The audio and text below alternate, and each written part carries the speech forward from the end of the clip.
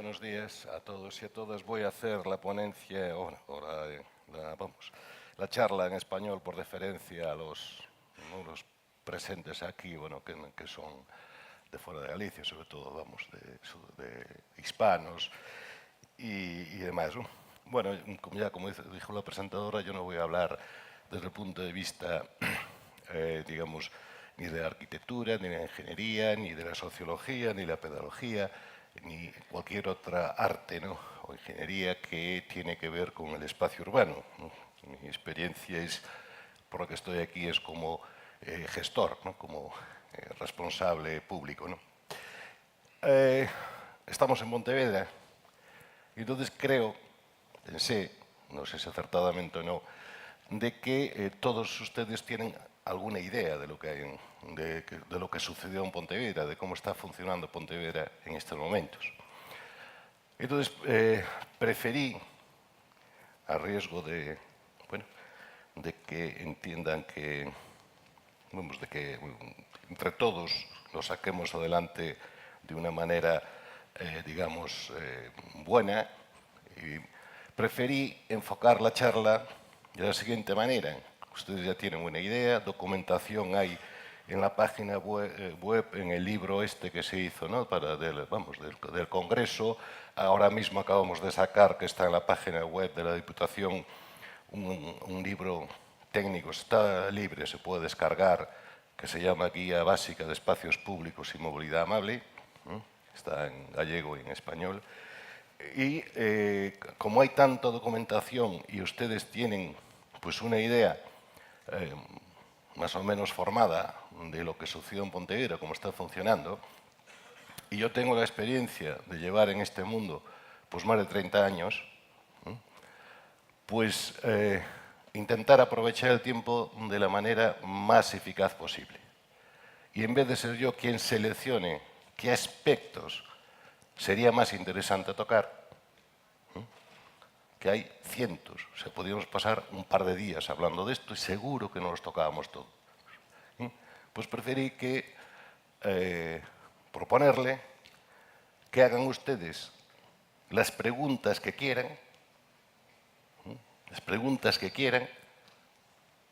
para contestar a lo que realmente les interesa y no seleccionar yo los aspectos que me parece que son más interesantes. Claro, entonces, esa es mi idea. Me preguntan, por favor, identifíquese, solo soy tal, y eviten las introducciones.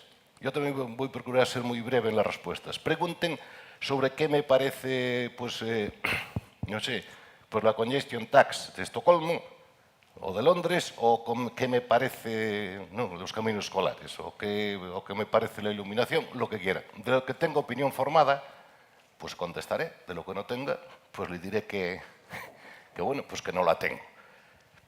Son muchos años, muchas experiencias, fui a muchos lugares del mundo, ¿no?, a ver lo que se hacía, a explicarlo, y bueno, son muchos aspectos, y más o menos pues creo que podré contestar a muchas de sus preguntas. Repito, prefiero no hacer yo la selección, porque igual me pongo aquí a explicar pues el disappearing traffic, ¿verdad?, cómo desaparece el tráfico, no sé qué, y las teorías de Salicans y lo que sea, y a ustedes no les interesa eso. Y yo me quedo muy contento porque expliqué mejor o peor, ¿verdad?, pues lo que sé, y ustedes preferían hablar de otra cosa, pues no sé, pues de la iluminación, de la gentrificación, yo qué sé, de lo que les pase por la cabeza. Y voy a hacer una diferencia. La primera pregunta le pido que me la haga Francesco Tonucci. Después levanten la mano y vamos a intentar contestar a todas las preguntas que quieran. No. A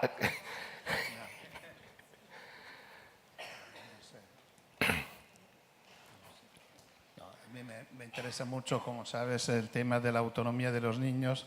Creo que en esta ciudad estáis bastante adelantados sobre esto y como todo el mundo piensa que es muy atrevido ponerse este tema, que hoy en día la ciudad no lo permite y que los niños tienen que acompañarse porque hay muchos peligros y tal. ¿Cómo fue posible esto?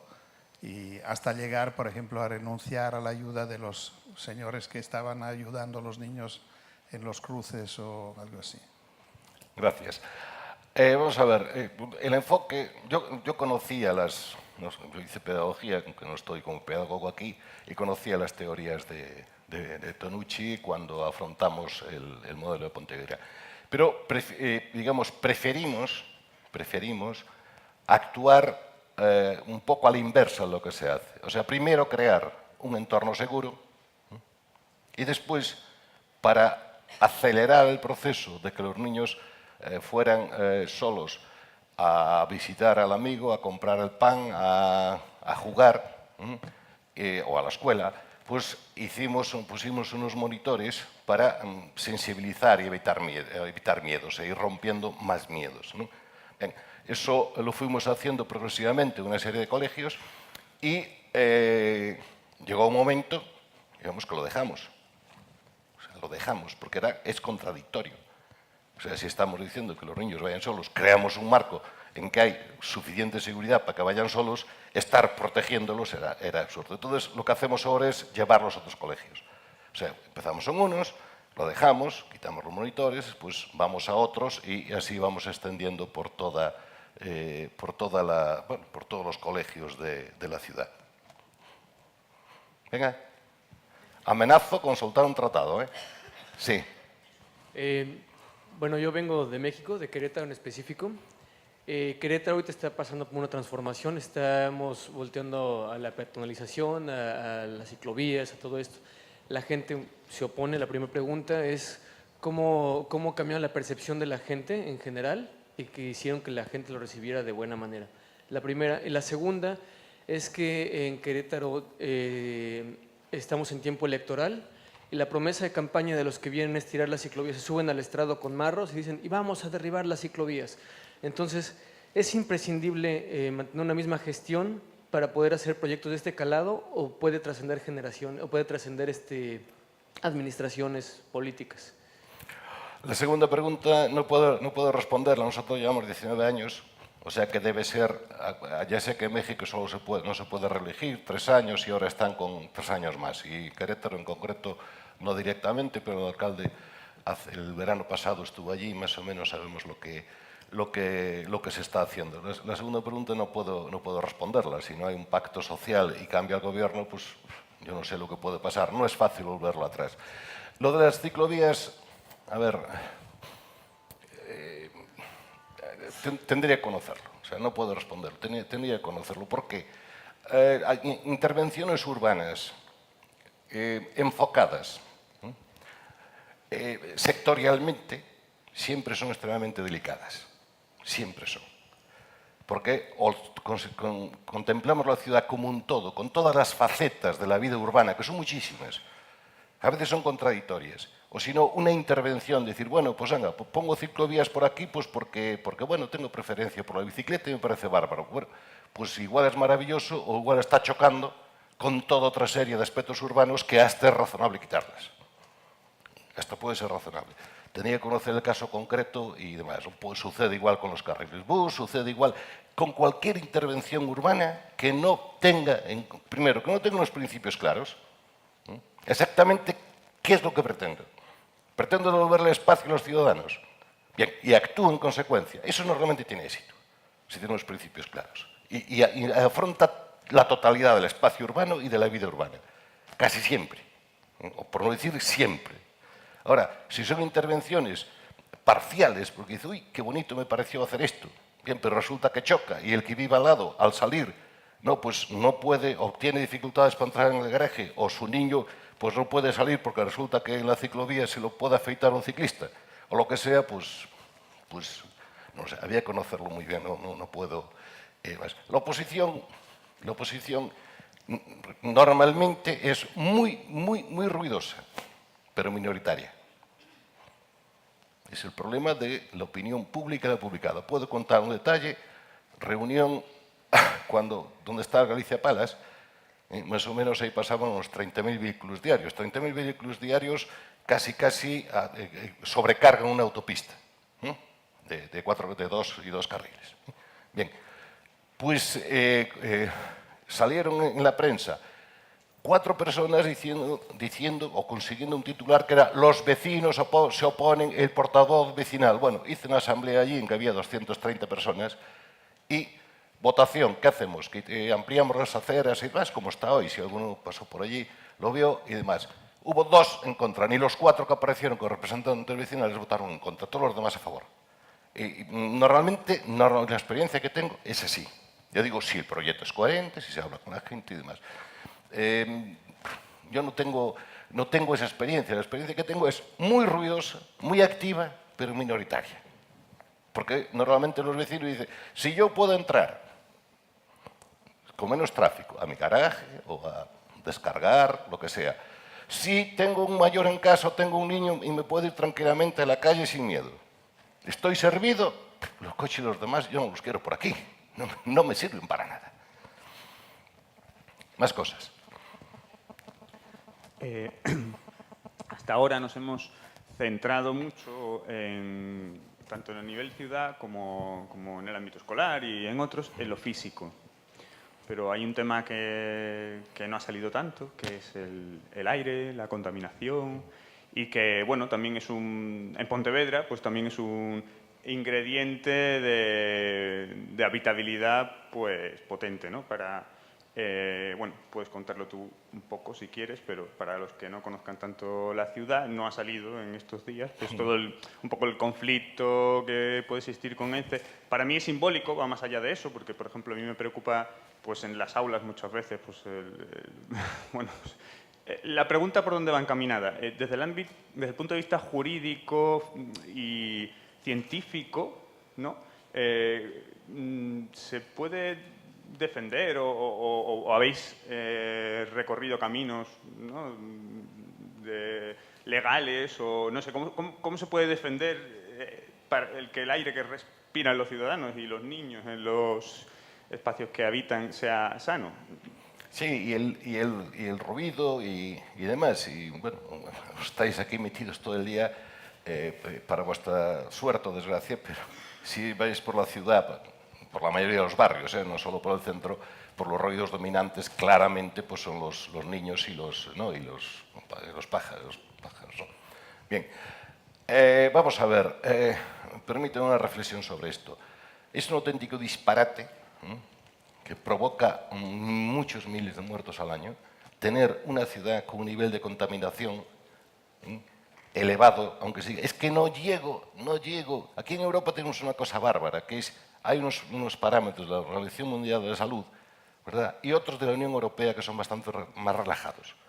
¿Por qué? Porque la mayoría de las ciudades europeas, las grandes sobre todo, tienen un nivel de contaminación que, si se aplican los parámetros de la Organización Mundial de la Salud, estarían todo el año o medio año en emergencia. Bien, me parece una responsabilidad por parte de quien gestiona una ciudad tenerla siempre al límite del estrés de la contaminación. Lo razonable es decir, yo debo estar pues, en el 30%, en el 20% o lo que sea. No, por poner una cifra, porque siempre va a haber cierta contaminación, pero que esté muy baja y no marear a los ciudadanos diciéndole no, mañana hay una emergencia, entonces mañana usted no puede venir con el coche par, con el coche impar, con el coche eco, Euro 6, Euro 7 y demás. Pero es una locura. Usted imagine, vive pues, en Madrid, en Barcelona, en Milán, en París, en Ciudad de México o en lo que sea y tiene que estar alerta. Mañana no puedo llevar el coche, pasado, pero es una locura absoluta. Claro, eso es inmanejable, ¿no? Absolutamente inmanejable. Bájeme la ciudad, póngamela a un nivel de contaminación no peligroso, ¿no? Todos los días del año, o la inmensa mayoría, ¿no? Bueno, después nos inventamos auténticas... perdóname, yo voy a hablar con toda franqueza y que nadie se... A ver, poner contraejemplos, ¿verdad? O ejemplos tal, siempre puede haber alguien que trabajó en él, igual no es mi opinión exactamente, pero la simplificación pues igual se entiende como una caricatura, una agresión, que nadie lo entienda así, le pido por favor. Claro, es una auténtica gamberrada, por ejemplo, soluciones que ya se tienen demostrado absolutamente fracasadas, volver a retomarlas 20 años después. O sea, en Milán en los años 90 ponen matrícula par e impar, ¿verdad? Fue un fracaso absoluto. Lo que hace la gente es comprar un cacharro de segunda mano con la otra matrícula, si puede, ¿vale? Que la mayoría más o menos los cacharros de segunda mano están baratos. Con lo cual contamina mucho más. Bueno, pues París, 20 años después, lo descubre como gran solución. Pues ahora mismo lo estamos viviendo. Bien, eso es no enfocar el problema, no atacarlo de raíz, no resolver lo que hay que resolver y pues andar buscando cosas que igual la mayoría de la gente dice, uy, tengo una alcaldesa ocurrente, bien, bien, vale. Pero el problema sigue ahí y sigue muriendo muchísima gente por la contaminación. Legalmente no hay... La ley está ahí. El problema no es que no haya instrumentos legales, el problema es que no se cumplen y los pocos que hay. Con respecto a la contaminación atmosférica. ¿A qué nivel está aquí? Aquí, pues según lo que saca Ecologistas en Acción, tenemos, quitando un día al año más o menos por ozono, que no tiene mucho que ver con el tráfico, es con la fábrica que tenemos aquí, todos los días del año tenemos una calidad que cumple con los parámetros de la Organización Mundial de la Salud, que son más exigentes. De todas maneras, a ver, puedo decir esto en plan, las ciudades pequeñas normalmente tenemos menos problemas de contaminación. O sea, el quitar el tráfico ayudó muchísimo, pero también es cierto que aunque hubiera tráfico, posiblemente no todos los días del año, pero estaríamos mucho mejor que Madrid, París, Barcelona o Buenos Aires. Más cosas. Buenos días. Tatiana, de Brasil, Instituto Alana, una ONG que trabaja con ciudades más amigables a los niños, ¿no? Dos preguntas. Me interesaría saber qué aspectos, en tu opinión, porque se puede hacer mucho, ¿no?, para transformar ciudades, y aquí se ha hecho un montón, pero ¿cuáles son los aspectos llave, en tu opinión? Por ejemplo, disminuir la velocidad, ¿qué aspectos de movilidad, de los autos, qué podemos mudar y cuáles son los más importantes? Tal vez dónde concentrar nuestras energías, ¿no? Si no podemos hacer todo de una vez, ¿por dónde empezar? Que tiene impactos muy grandes. Y la otra pregunta sería, ha empezado la charla hablando de que no es pedagogo, no es educador, no, ¿no? Pero me interesaría saber cómo ve la cuestión de intersectorialidad y de diálogo que hay que haber con los ingenieros que trabajan con movilidad y también con tal vez los pedagogos y los padres incluso, porque por ejemplo no adianta crear caminos escolares si no hay un diálogo con la escuela para que lo utilicen esos caminos, o tal vez con los padres para que dejen los hijos ir. ¿Cómo ves la cuestión de diálogo intersectorial para mejorar esos aspectos? Gracias. Bien, vamos a ver, la primera cuestión. Bueno, en el escrito que está en el libro ese se procura centrar, ¿no?, con bastante claro. Fundamental, ¿de qué punto de partida se arranca? O sea, ¿qué es lo que se pretende? ¿Qué principios usamos? ¿No? Ahí pongo 5, creo que son, en el texto y demás. Vamos a ver. Por ejemplo, se nos llena la boca y están textos oficiales en todos los países del mundo, los peatones primero. Bien. Pongamos un poquito de coherencia. Un poquito solo. Si los peatones son primero, hasta ahora el coche va primero, ¿no? ¿Cuánto espacio le dedicamos al coche ahora? ¿El 70% de la calle? Bueno, pues no pedimos tanto. Simplemente el peatón primero, el 50% de la calle. Inevitablemente, de todas maneras, sea como sea. Es lo mínimo, ¿no? Es lo mínimo que podemos pedir. Bien. Segunda cuestión. Cuando nos cruzamos, por ejemplo, la acera y la calzada, ahora, como el coche era primero, la rasante era la del coche, ¿no? Bien, ahora va a ser el peatón primero. Hombre, qué menos que la rasante sea del peatón. ¿Verdad? Bien. Tercera cuestión. Cuando hacemos planeamiento, igual incluso en la introducción de un plan de ordenación, de un plan territorial, ponemos los peatones primero. Pero después clasificamos las vías y ponemos vía principal, vía secundaria. ¿Qué es principal? La que lleva más coches. ¿A que sí?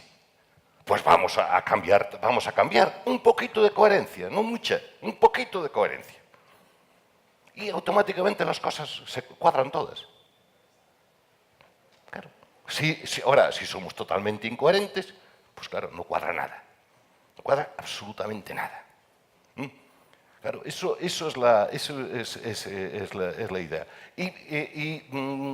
Los aspectos parciales, repito, llevan a unas ciudades disfuncionales a inventar cosas tan extrañas como el cojín berlinés o europeo. Todo el mundo sabe lo que es más o menos, ¿no? No, es el reductor de velocidad que está partido para que el autobús vaya más rápido, con lo cual el peatón lo confunde con un paso, las motos se cuelan, los coches vienen por aquí, bueno, cosas extrañísimas, modernísimas, modernísimas, tremendamente modernas. Y además, eso está homologado, no se sabe cómo, no se sabe cómo. Es legal. Bueno, en fin, provoca más accidentes de lo que les provoca, de todo tenemos. ¿Por qué? Falta de coherencia. Por eso, tener las ideas muy claras. Y cuando va un proyecto, dice, bueno, es tremendo, ¿no? Vosotros como arquitectos, la mayoría, dicen, es que tengo que actuar en este espacio. Entonces dice, es que me mandan quitar barreras. Que andan a quitar barreras arquitectónicas, pero nada más que quitar barreras. Uy, yo temblaría. Si me dicen, tengo que rehacer el espacio con una preferencia peatonal, con no sé qué, con no sé cuánto, entonces me encaja todo. Hago un proyecto bonito, hago un proyecto que funciona, hago un proyecto coherente, mucho más simple que el otro. El otro sale una cosa disfuncional, no va a funcionar. No va a funcionar. Por ejemplo, tenemos una acera de 2 metros, de altura 16 centímetros. Vale, es que tengo que darle accesibilidad a esto. Normativa española, ley ¿no? de accesibilidad, año 2008 creo. Pues me es imposible, no soy capaz. ¿Por qué? Porque resulta que me dice que tiene que haber 1,80, ¿verdad?, para cruzarse dos sillas de ruedas. Y no puede pasar el 10% de pendiente. Con lo cual, si rebajo, no me da una pendiente muy alta si respeto el 1,80. ¿No? Sí. Al rebajar no me queda. ¿Y cómo soluciono eso? De ninguna manera. De ninguna manera. Decir, bueno, pues me suicido o reconozco mi incapacidad como arquitecto para hacer eso. Vale, ahora sí digo, oiga, el peatón tiene preferencias, problema acabado, ni la cota del peatón, ya está, reduzco la velocidad, la persona en silla de ruedas va magníficamente, ¿verdad? Cuando uno va por la acera no va despistado, de repente se da el golpe ese, ¿no? Porque hay el quiebro en la acera, etcétera, etcétera. Coherente y simple. Bien, después de los caminos escolares, yo tengo la misma opinión que Francesco Tonucci, estoy en contra. Estoy en contra. Porque los niños tienen que tener autonomía siempre. ¿Y a la tarde qué pasa? ¿No tienen camino para ir a visitar a su amigo? Bueno, y no digamos hacer el pedibús, ¿no? O sea, en vez de llevarlo el padre o la madre, no, pues se lo llevamos todos juntitos, porque igual los niños se pierden, son inútiles, no saben ir, en fin, todas esas cosas. ¿Que puede servir como sensibilización? Sí. Sí, pero si ese es el objetivo inicial, para ir a otro lado. Porque si no, pues estamos creando un artificio más, prestándole un servicio más. Como dice él, no, la ciudad es lo que permite.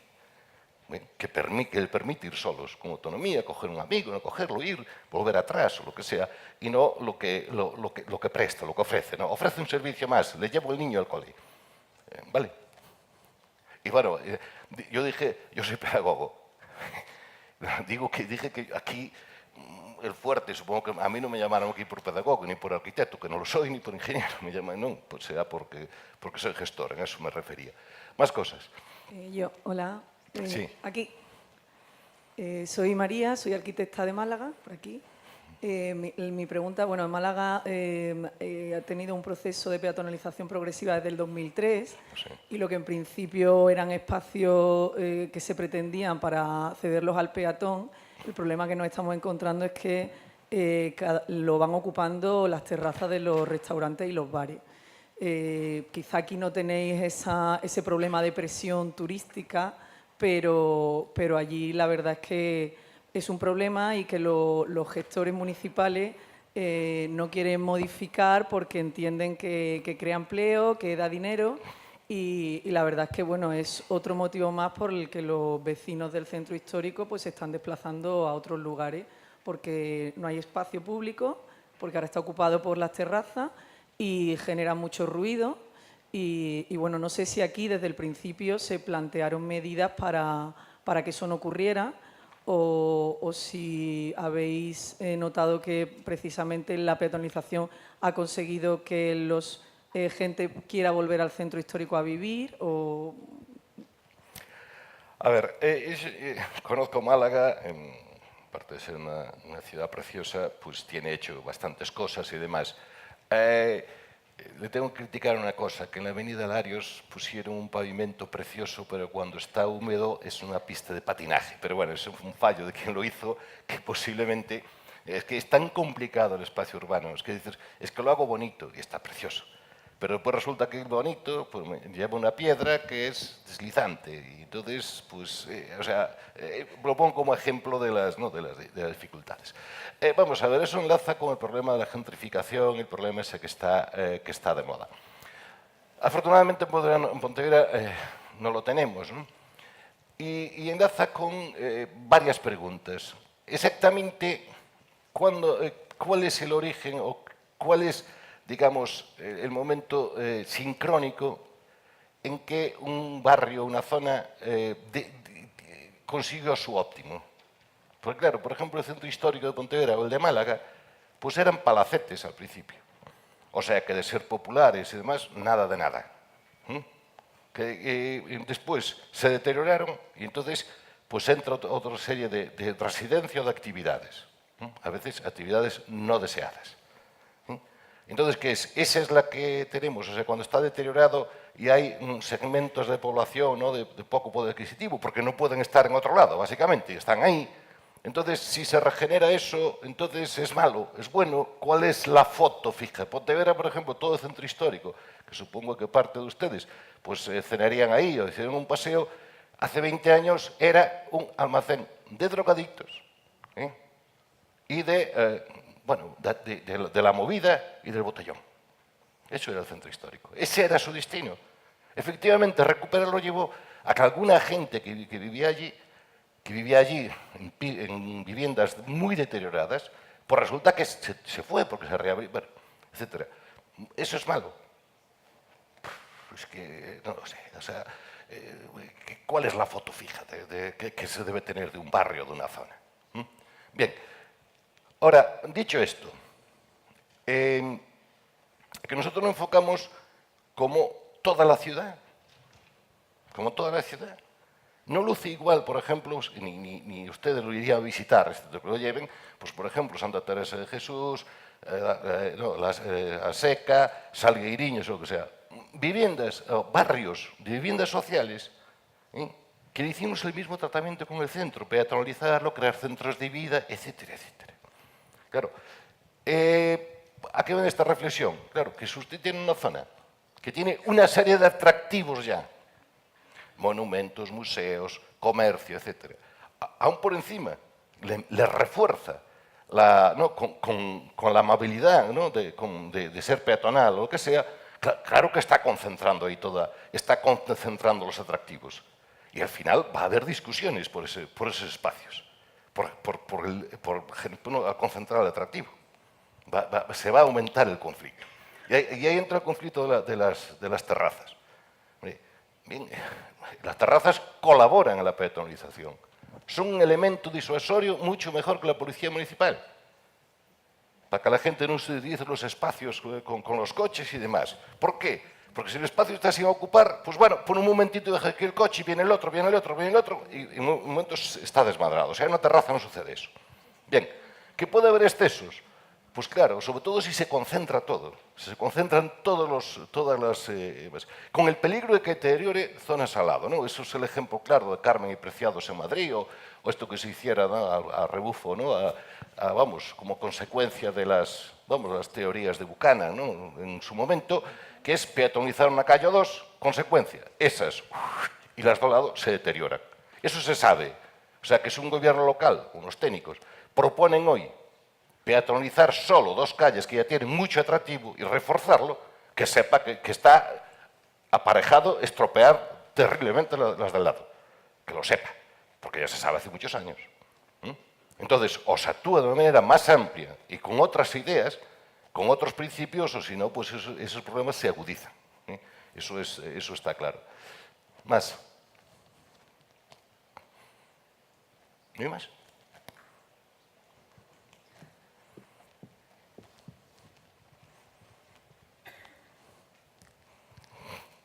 Hola, soy Jorge Raedó, director artístico de Ludantia. Más que una pregunta, era un comentario a lo de los caminos escolares. Y su comentario creo que tiene lógica en el contexto europeo. Pero en Latinoamérica, donde tengo la suerte de vivir ahora, los caminos escolares son necesarios y ojalá hubiera más. No solo porque el peligro no es que te coja un coche, sino que te atraquen y llegar vivo al colegio, sino también la capacidad civilizadora de ver a una serie de niños caminando juntos, o sea, calma mucho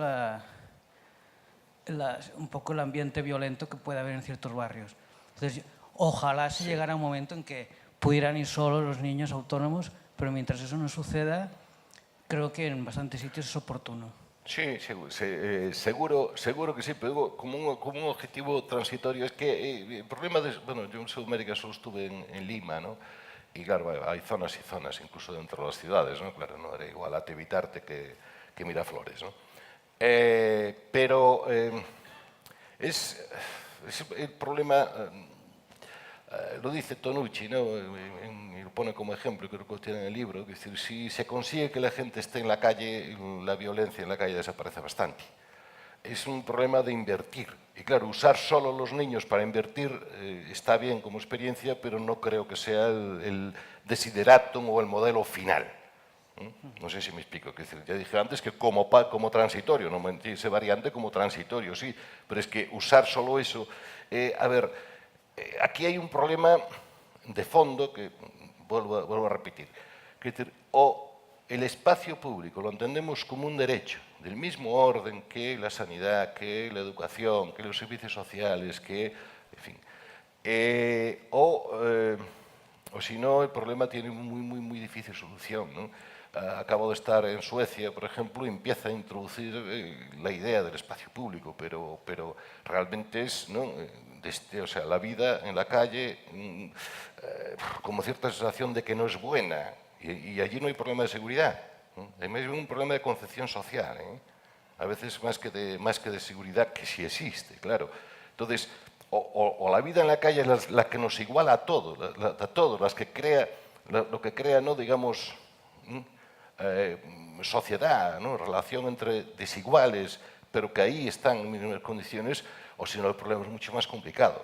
El problema es muchísimo más complicado. Ya se me escapa un poquito, pero si una ciudad a las 5 de la tarde no queda nadie, pues lo van a ocupar otros, y no precisamente la sociedad en su conjunto, sino por cierto tipo de actividades.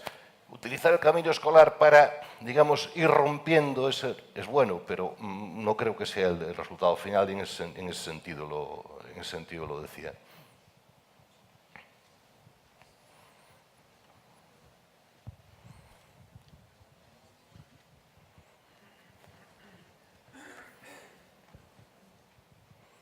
Hola, buenos días. Soy Marina, vivo en un pueblo pegado a Barcelona.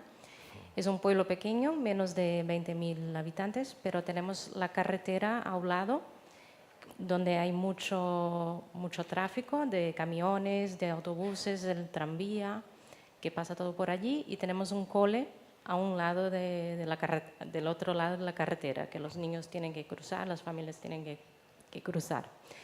Entonces, son dos preguntas, en concreto su opinión sobre esta situación. Una es que en esa carretera es una pendiente, es una recta y una pendiente.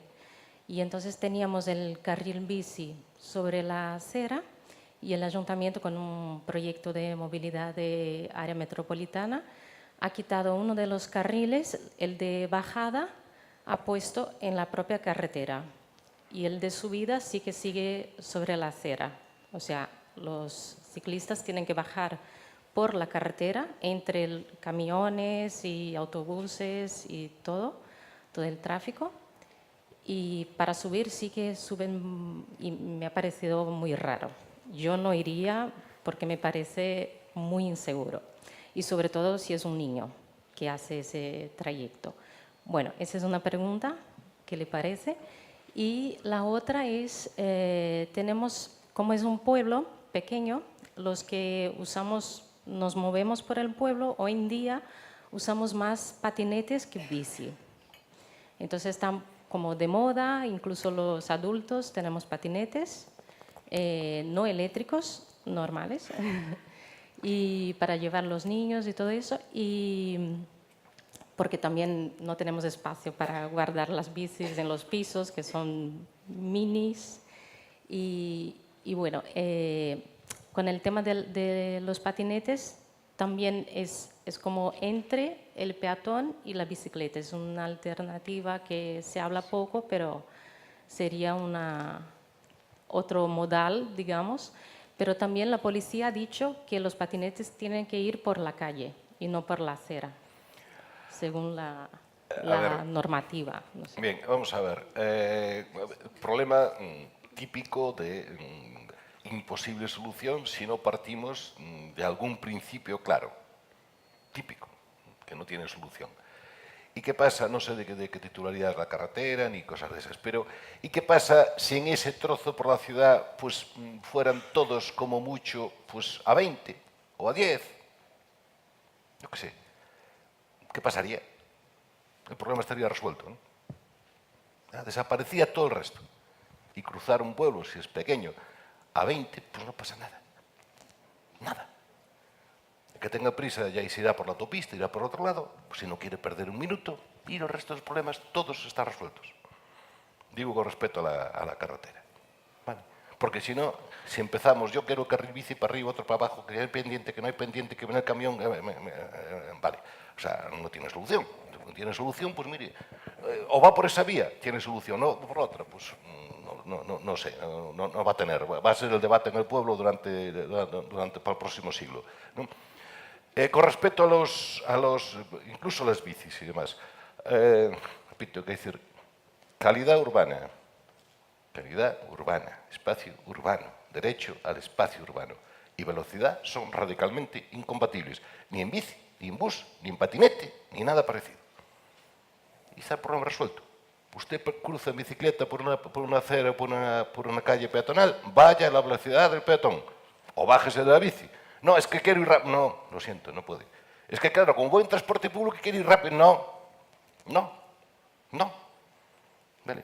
Esas estrategias que le llaman técnicamente push and pull, entonces yo le doy, ¿no? Yo le ofrezco el transporte público más barato y más rápido para que deje el coche. No. Porque si no, destrozamos el espacio urbano. O sea, condicionamos la ciudad a la movilidad, única y exclusivamente. Y no. En la ciudad hay unos valores, sea grande o pequeña, o mínima, o una gran ciudad. No, que tendrá que haber vías, igual las vías más anchas o lo que sea, que parte del espacio hay que reservar, las autopistas que cruzan las ciudades. Bien. O incluso alguna urbana. Ahora, en cuanto hay convivencia, posibilidad de conflicto entre personas y máquinas, eso hay que eliminarlo radicalmente porque si no destrozamos las ciudades. Tenemos las ciudades que tenemos. Y dicen, ¿y entonces dónde va el tráfico? Mire, el tráfico en las ciudades, y está documentadísimo en todos lados, documentadísimo, el 90%, el 80%, bueno, hay que mirar, es inútil, es superfluo. Es gente que anda dando vueltas a ver si encuentra dónde estacionar, es gente que cruza cuando tiene otras alternativas, es cosas de ese tipo. ¿Cuánto? No sé, en cada ciudad había que mirarlo. Aquí tenemos el ejemplo de la Plaza de Barcelos, que se hizo precisamente con un proyecto estos de la escuela que pidió el patio fuera, cortamos y demás, y seguía habiendo el mismo tráfico. Quitamos el estacionamiento indiscriminado, y de repente, o sea que allí no se va a dar vueltas a aparcar el coche todo el día. Si va a hacer un recado, 20 minutos, media hora, y si no vaya nada a estacionar, porque no va a encontrar, y de repente pasamos de 7.000 a 2.000 vehículos diarios. En una plaza localizada que tiene un estacionamiento de 1.000 plazas debajo. Eso funciona así. Claro, todo decir, no, es que ahora voy a poner el tranvía. Lo hablaba anteayer con tal. Es que voy a poner el tranvía, ¿cómo? Y el tranvía me va a parar los peatones y va a pasar a velocidad por los cruces y de repente se pone en rojo cuando el peatón cruza, ¿verdad? Porque viene el tranvía para ir rápido. ¿Y cómo resuelvo eso? serán algún tipo de vías, en alguna, pero en otras va a ser un peligro grande. Y otra vez, la movilidad encima de eso. Pues mire, pues va a ser que no. Si quiere que la ciudad le funcione medianamente bien y que la gente que tiene un niño, tiene un mayor, que no, una persona, cualquiera de nosotros hoy se va al oculista y le dilata las pupilas y sale que no ve un pijo. Cualquiera de nosotros, el más sano que esté aquí, va a una revisión y de repente sale y ¡bumba! Oiga, es que me mató o voy con miedo porque tiene que ir rápido, no sé qué. No, si va rápido no puede convivir con la gente. Aplíquese ese principio y vea cómo las cosas se encajan de una manera bastante clara y simple. Más cosas. Hola, mi nombre es Valentina y soy de Colombia. Bueno, las ciudades inteligentes, según una definición que a mí me gusta mucho, son aquellas que logran crear soluciones eficientes para problemas que se reconocen como públicos. Y eso no necesariamente implica el uso de la tecnología, pero muchas veces sí. Entonces yo quisiera saber, como en el caso concreto de Pontevedra, si la tecnología ha jugado un papel importante en la movilidad o no. A ver, el mínimo posible. Tenemos cámaras de tráfico, los regulamos los semáforos de la central, que está aquí al lado, bueno, en este edificio, pero hay demás. Ahora, siempre que podemos emitir medidas sofisticadas, complicadas, antinaturales, que la inmensa mayoría de la gente no entienda, puede manejar, lo evitamos. Lo evitamos. Evidentemente tuvimos bastantes presiones. Entonces dice, bueno, entonces en la zona que es peatonal ponemos sensores de matrícula, ¿verdad? Y detecta la matrícula y si es autorizado o no es, o lo que sea. No nos fue necesario. Lo evitamos. Si fuera necesario, porque no funcionara, lo estudiaríamos. Vale.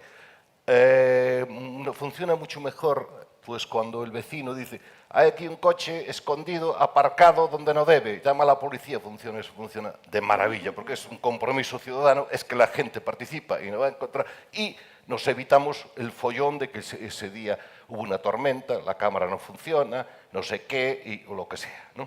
O por ejemplo, bueno, pues esos famosos pivotes inteligentes, que pasa uno, después otro se quiere colar, sube, se estropea el pivote, montamos un follón de aquí a pasado mañana. Que si fuera necesario, nos estamos en contra, evidentemente.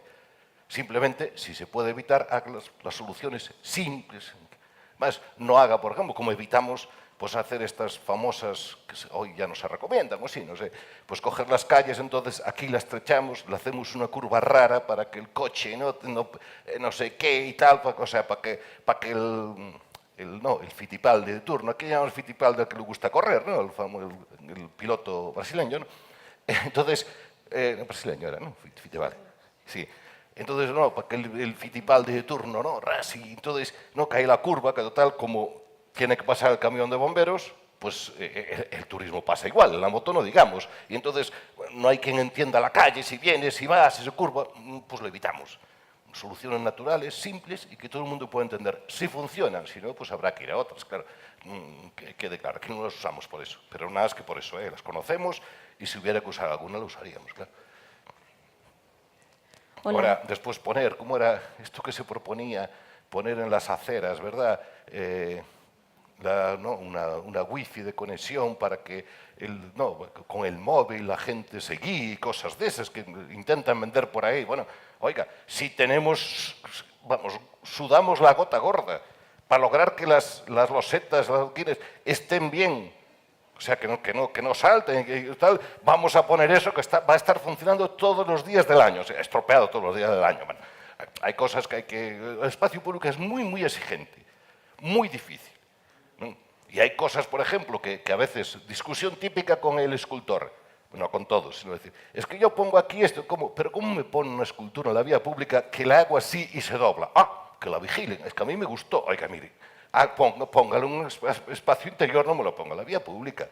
La vía pública tiene unas exigencias de todo tipo, climáticas, además, que hay que tener mucho cuidado, hay que saber dónde se está, ¿no? Más cosas. Hola, aquí. Sí. Buenos días. Bueno, enhorabuena por el plan de movilidad y yo creo que lo que hace falta, y es mi pregunta, ¿cómo se conciencia a la población de que respeten todo, porque es muy difícil. Yo vivo en Móstoles y allí es, si puedes saltarte un semáforo, mejor. Si puedes acelerar antes de que pase el peatón, mejor. Si puedes aparcar el coche en la puerta de casa aunque estorbes a los demás o aunque ocupes 2 sitios, mejor. O sea, es todo pensar en la inmediatez, la rapidez y la comodidad. Entonces, claro, llevar a cabo este plan requiere, lo primero, yo creo, una labor de concienciación y pedagógica a la población bastante importante. ¿Cómo se consigue eso? Pues básicamente con que la gente le vea las ventajas. El otro día, pongo como anécdota, que creo que es mucho más, el otro día una anécdota que era, iba una señora con 2 niños ya grandes, ¿no? Que uno más adelante, otro más atrás y tal, y viene un coche por atrás y se le ocurre darle un pitido así de aviso. Se dio la vuelta con el paraguas y dice: estoy en mi espacio, aquí hay preferencia y pides permiso para pasar, pero no me pitas, ¿eh? Le montó una bronca de cuidado. Eso es tremendamente educativo. A base de policía es mucho más difícil. Claro, ¿qué quiero decir con esto? Claro, si coges, porque funciona mucho mejor la señora o el señor con el paraguas que la policía. Entonces, ¿qué sucede? Si la gente le ve la ventaja, hay cosas psicológicas, ¿no? Uno va por la calle de Pontevedra, que aún tiene marcado el carril de circulación, por ejemplo, junto a la Peregrina, y parece que hay... Entonces, si la gente va andando y ves que va andando por lo que era la acera, aquí tenemos un problema aún. Si la gente va andando por el centro y coloriza el espacio, el conductor espera, no se le ocurre pitar porque el espacio está claro que está conquistado por la persona. Entonces, si la gente ve que la preferencia peatonal es clara y que puede ejercer ese derecho, esa preferencia, el problema está resuelto. Si estamos, bueno, sí, pero a ver si el conductor se porta bien. No se va a portar bien. No nos vamos a portar bien. No es un problema de educación, es que cuando tú vas a una máquina crees que tiene derecho al espacio, a ese espacio de circular. Y como no esté claro qué es la preferencia del peatón y el peatón la ejerza, va a ser muy difícil de sostener. Aquí seguro que fue gente al principio que iba, y gente que se ponía delante, ¿qué? Estoy en mi espacio, ¿vale? O sea que tranquilito, tranquilito. Problema resuelto. Claro, para eso hay que darle la coherencia suficiente. No puede el alcalde ir en el coche oficial todos los días por esa zona. No fue nunca, no es un día, nunca. Claro, hay que darle coherencia, claro. Y no decir, es que aquel va, aquel viene. No. Aquí va el que lo necesita. Vale, el que no lo necesite, pues no va. Ninguno. Hay que darle coherencia. No, presidente de alcalde, nada. Bueno, tuvimos problemas con el presidente del gobierno, que no era con el presidente de la Xunta, porque quiere ir en el coche oficial, hay que decir, vale, vaya usted si quiere por motivo de seguridad, pero el coche se marcha y no lleva una caravana de 50. Tuvimos muchos rollos con eso. Claro, es darle coherencia, darle que la gente vea que es para todos, toda esa serie de cosas. Eso a nosotros nos funcionó muy bien. Y teníamos una ciudad con más densidad de tráfico en el centro que Milán, que Madrid, que Londres, y México no tengo datos, pero seguramente también. 100.000 coches que nos entraban en nada, en 1 kilómetro cuadrado. Una barbaridad, una auténtica barbaridad. César. Sí. Aquí, yo tengo el peor papel, que es marcar los tiempos. Ya. Tenemos 10 minutos nada más. Hay una pregunta ahí y creo que va a ser la última, porque entre que él pregunta y tú respondes y nos deleitamos con tus palabras. Venga. Yo es que vivo en Sao Paulo y entonces, claro, te quería llevar allí yo unos días ya, para América Latina en general. Sí, pero mira, Sao Paulo, yo pongo como ejemplo, Sao Paulo tiene unas cifras aparte del zapatostio que es un rocotudo, los peores atascos del mundo, pero resulta que Brasilia tiene mucha más accidentalidad y muchos más problemas de tráfico. Brasilia, sí. Diseñada por los coches. Es el anticristo del urbanismo. Por eso. Sí, Exactamente. Por favor, Sí. es la última pregunta, la de él, ¿sí? Sí, son 2 cuestiones muy concretas. Una, aparte del tema del tráfico, que hemos hablado mucho, me preocupa el tema de la accesibilidad universal, Creo que Pontevedra en esto todavía tiene cosas que mejorar. Es verdad que el tema del tráfico siempre mejora la situación, pero sí que, por lo que he podido percibir, y cualquier ciudad en general con un casco antiguo, es un tema que es difícil de resolver. Te pregunto simplemente si lo tiene en cuenta y qué acciones de cara al futuro, no tanto ahora, que parece, o sea, me preocupa un poco hacia dónde quiere ir Pontevedra, no dónde está. Y la segunda cuestión es a nivel de participación social, tanto infantil como de ciudadanía, ¿qué capacidad tiene Pontevedra a la hora de generar participación que genere una ciudad realmente mucho más adaptada a la gente que vive en ella? Con respecto al primer, yo no sé, el primer asunto, yo no sé exactamente qué conocimiento la ciudad. Una de nuestras obsesiones fue siempre la accesibilidad y, de hecho, tenemos todos los reconocimientos que existen en accesibilidad de la ONCE, el CERMI, etcétera.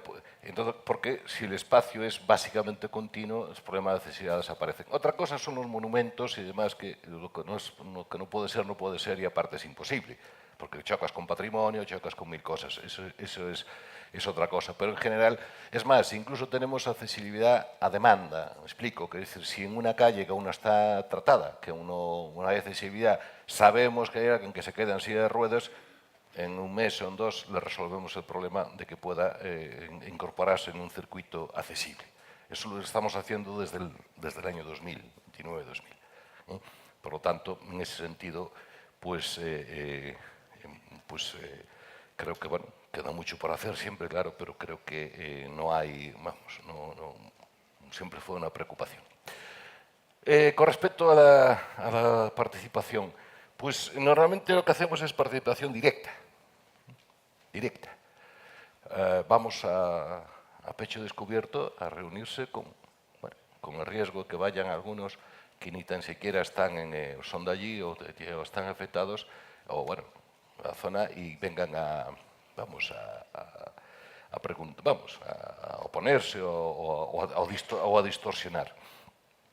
La experiencia que tenemos es radicalmente contraria a lo que se puede decir de la opinión publicada o incluso, bueno, de ciertos mensajes que se transmitieron por ahí. Yo llevé esto los primeros 8 años directamente, y resulta que casi siempre los proyectos después de las reuniones salieron más restrictivos con respecto al tráfico de lo que entraron. Por ejemplo, Daniel de la Sota, por ejemplo, Rosalía de Castro, iba a quedar un carril único y demás, y salió de allí todo peatonal. La gente prefirió todo peatonal al proyecto que le mantenía el carril. Con respecto a los niños, bueno, pues se hacen reuniones y tal. Igual no todo lo que se debiera hacer, pero sí que se hacen lo que... Cosa que... es decir, que a nosotros ahora incluso, digamos, toda la participación en congresos y demás, antes habló de Brasil, creo que vamos a ir el alcalde va a ir a Brasil en septiembre, creo, a Iguazú. ¿Qué? ¿A qué evento? Lo voy a perseguir. Invitado por el gobierno del Estado y la municipalidad, el ayuntamiento de Iguazú, creo. En septiembre. Creo que sí, en septiembre creo que es. Está ahí pendiente la invitación y vamos, ya veremos cuándo tal. Bueno, quiero decir que esto nos ocupa mucho y a veces, pues, bueno, la gestión es muy difícil. Bueno, me dicen que el tiempo se acaba. Yo quería hacer una última reflexión, digo que creo que es muy oportuna en este foro.